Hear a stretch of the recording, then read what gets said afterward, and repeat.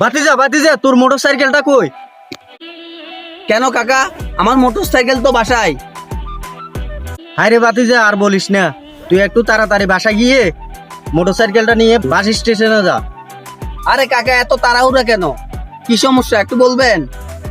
আরে বাতিজা, আর বলিস না, আমার একজন মেহমান আসতেছে, তুই একটু গিয়ে তোর বাইকের পিছনে করে নিয়ে আস।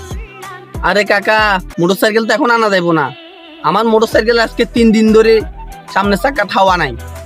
আহারে বাতিজা, আমার বড় ভাইয়ের মেয়ে আসতেছে, এদিকে অন্ধকারও হয়ে যাচ্ছে, এখন কিভাবে আসবে সে, বলতো তুই?